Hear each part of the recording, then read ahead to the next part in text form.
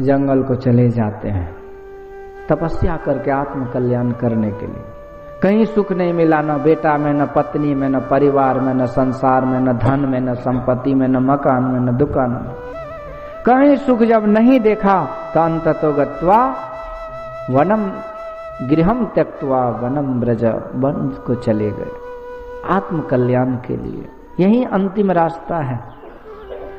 अब वहां था वो गोकर्ण, गोकर्ण का भी मन नहीं लग रहा है धुंधकारी के कारण।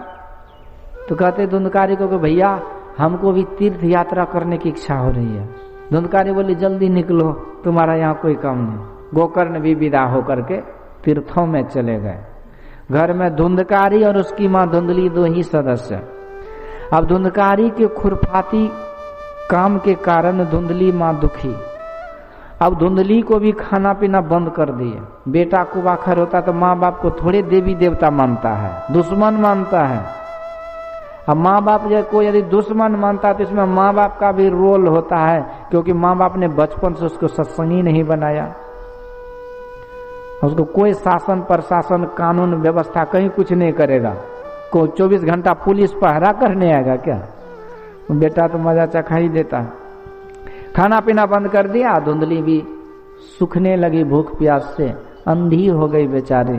एक दिन रात में ही घर छोड़ करके चली गई और कहीं गलती से कुआं में गिर के मर गई। धुंधली मर गई, बाप चले गए जंगल तप करने, भाई चले गए तीर्थ यात्रा, धुंधकारी अकेले बच गया। जितना धन संपत्ति था, दारू शराब मीट मछली अंडा गंडा और एक से एक गजेड़ी भंगेड़ी जुआ ताश, सब में पैसा को नाश कर दिया। अब जब 5-5 फ्रेंड को रखने लगा, गैनिकाओं को, वैश्याओं को, ऐसा नरक वाला जीवन जीने लगा तो धन की कमी पड़ी, चोरी करने लगा। एक दिन राजा घर में चोरी किया। वैश्याओं ने सोचा कि मामला गड़बड़ होगा, इसके पहले इसी को खत्म करो। वैश्याओं ने दारू शराब पिला के खूब मीठी मछली खिला के उसको बेहोश किया। इसके बाद खटिया पर उसके पैर को बांध करके मुंह में आग दे करके उसको भी खत्म कर दिया। वैश्या धन संपत्ति लेके भाग गई। धुंधकारी मर करके परेत हो गया। परेत बना, नाना प्रकार के दुखों को भोगने लगा। समय पा करके उसका जो भाई था ना गोकर्ण, उसको पता चला तो उन्होंने गया में पिंडदान दे के एक दिन घर की याद आई तो घर आ गया। देखा तो घर के जगह पर खंडर है। रात में सोया, विचित्र रोने की आवाज सुना, जल पड़ के छिड़क दिया तो मनुष्य भाषा में आवाज कि मैं तुम्हारा भाई हूँ, मेरा नाम धुंधकारी है, मेरे कल्याण का उपाय करो। गोकर्ण कहते मैंने तो तुम्हारे लिए गया में पिंडदान दिया, मुक्ति नहीं हुई। धुंधकारी कहते 100 बार भी पिंडदान दे दो मुक्ति नहीं होगी, मैं बहुत पाप कर्म किया हूं।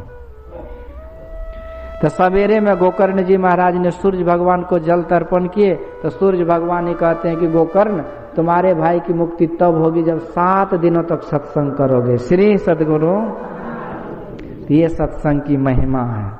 तो गोकर्ण जी महाराज सत्संग सुनाए और तब जाकर के धुंधकारी प्रेत योनि से छूट गए और उसके लिए स्वर्ग से विमान आया, वहां चले गए। तो इसीलिए लोग ये प्राय जब कोई शरीर छूटता है अथवा श्राद्ध संपिंडन जो भी होता है या श्राद्ध बरखी साल में जो होता है, तो ये कथा के द्वारा दृष्टांत देकर के सत्संग के बात को आगे बढ़ाते हैं। जो सत्संग हम लोग भगवान से सुन रहे थे, जो प्रजाओं को समझा रहे थे, उसी का इसमें ज्ञान है। देखिए आत्मदेव कौन है, कहानी तो सुन लिया ना, अब 5 मिनट में ये सुन लीजिए। आत्मदेव कौन है? हम ही आत्मा है आत्मदेव। यही आत्मा दुखी है परिवार से, घर से, संसार से। मेरो मन अनंत कहाँ सुख पावे। चारों तरफ से परेशानी इसको, और सबसे ज्यादा दुख इसको कौन देता है? इसी की कुबुद्धि। यही कुबुद्धि है धुंधली, संशयात्मिका बुद्धि। बिनु सत्संग विवेक न होए। बिना सत्संग का ये बुद्धि विवेकवती नहीं होती है। इसीलिए न वेद भगवान कहते हैं बुद्धि योग करो। बुद्धि योग अर्थात सत्संग करो। सत्संग में की बात को बुद्धि में सेट करना, यही है बुद्धि योग। सत्संग के माध्यम से बुद्धि को परमात्मा में जोड़ देना है बुद्धि योग। लेकिन हम जब सत्संग में नहीं आते तो हमारी कुबुद्धि, हमारी ये भ्रमित बुद्धि, हमारी ये कुमार्ग पर चली हुई बुद्धि पाप रत बुद्धि ये हमको दुख देती रहती है। यही पत्नी है हमारी बुद्धि। इसी कारण से क्या होता है कि संत के बात को भी हम कभी कभी नजरअंदाज कर देते हैं। संतों ने फल दिया था ना ज्ञान का, अब बुद्धि नहीं खाई तो नहीं खाई तो क्या हुआ, धुंधकारी हुआ ना। तो धुंधकारी है दुख। संतों के ज्ञान को जब हम जीवन में नहीं उतारते हैं तो जीवन में दुख ही दुख होता है, सुख कभी नहीं होता है। शास्त्र पुराण ही कहता है कि वारी मथे घृत होय बरु विकसिकता ते बरु तेल, आ बिनु हरि भजन न भव तरिये यह सिद्धांत पेल। राकापति षोड़श हो गई तारागण समुदाय, सकल गिरिन जब लाइए बिनु रवि रात न जाए। ऐसे ही बिनु हरि भजन खगेसा, मिटे न जीवन के रे कलेसा। कभी सुख नहीं, दुख ही दुख होगा। यही हुआ, धुंधकारी आ गया, वो भी दुख दिया, ऐसे समय दुखमय हो गया। पर एक पहलू और है कि उन्होंने जो थोड़ा सा सत्संग किया, संत का जो फल लिया, वही फल देखिए गौ में चला गया, गौ से गोकर्ण हो गया। आगे दुख तो बहुत हुआ। दुख कैसे कैसे बढ़ा, तो धुंधकारी ने 5-5 वेश्याओं को रखने लगा, दारू शराब मीट मछली खाने लगा, इससे भी और दुख हुआ। तो 5 वेश्या क्या है, 5 विषय है। हमारा मन जो है ना, बुद्धि जब ज्ञान को नहीं ग्रहण करती है तो कुबुद्धि आ जाती है, अंदर में कुविचार आ जाता है, और इस तरह से हम नारकीय जीवन जीते हैं, पाप कर्मों में वहीं 5 विषय में रचपच हो जाते हैं। यही सब होता गया। पर आगे देखिए संत का जो सत्संग था वो कैसे काम किया। वहीं संतों का ज्ञान गोकर्ण रूप में प्रकट हुआ, और गोकर्ण का जो ज्ञान था उसी ज्ञान का सहारा लेकर आत्मदेव जंगल को गया कि नहीं, और अपना कल्याण कर लिया। उसी ज्ञान का सहारा आज उस धुंधकारी को भी मिला, और वो धुंधकारी को वही गोकर्ण जी महाराज जब सत्संग सुनाए तो धुंधकारी का भी कल्याण हो गया।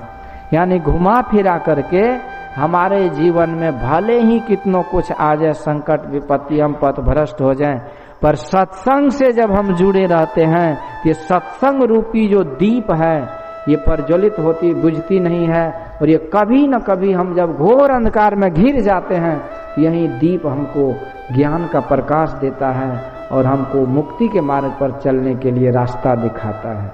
ये सत्संग की महिमा है। इसीलिए यहाँ पर भगवान सत्संग सुना रहे हैं। सत्संग के माध्यम से हम प्रजाओं को उपदेश कर रहे हैं कि ये शरीर बड़े भाग से मिला है, ये शरीर के अंदर ही मोक्ष का द्वार लगा हुआ है। मोक्ष का द्वार यही 10वां द्वार है। इसी रास्ते से गुरु महाराज कहते हैं चल करके वो गुरु ईश्वर परमात्मा मिल जाते हैं। ये शरीर को इसीलिए शिवालय कहा गया है, विष्णुवालय कहा गया, ठाकुरवाड़ी कहा गया। क्यों? क्योंकि इसके अंदर ईश्वर तक जाने का रास्ता है। तो इस रास्ते पर चलने के लिए 4 सवारी है, 4 तरह के। पहला शर्त है कि सत्संग में आइए, दूसरा शर्त है कि जप कीजिए। जप करने के बाद रूप का ध्यान करते हैं, और फिर रूप के ध्यान से जब रूप का दर्शन हो जाता है अंदर में, तो दर्शन उनके उर्माही करे बड़ भागी, तिनके तरने की नाव किनारे लागी। ईश्वर तक जाने का जो नाव है वो मिल जाता है। तो गुरु रूप का दर्शन भी होता है। गुरु महाराज से बाबा साहब, जो गुरु महाराज के भी गुरु हैं, पूछते कि लाला दर्शन होता है? गुरु महाराज सरकार तो उस समय अभ्यास कर रहे थे, कहते हैं कि हुजूर धुंधला दिखाई देता है। तो गुरु महाराज कहते हैं कि लाला मैं भी ध्यान किया और प्रत्यक्ष उगा लिया रूप को, तू भी करोगे तो तुझे भी होगा। तो ये सब होता है। बहुत उदाहरण है जिसको हम लोग सत्संग के माध्यम से समझते हैं। आइए एक गुरु महाराज का भजन सुन लेते हैं, फिर आगे और भी सुनेंगे प्रवचन। बाबा अद्भुत अंतर की डगरिया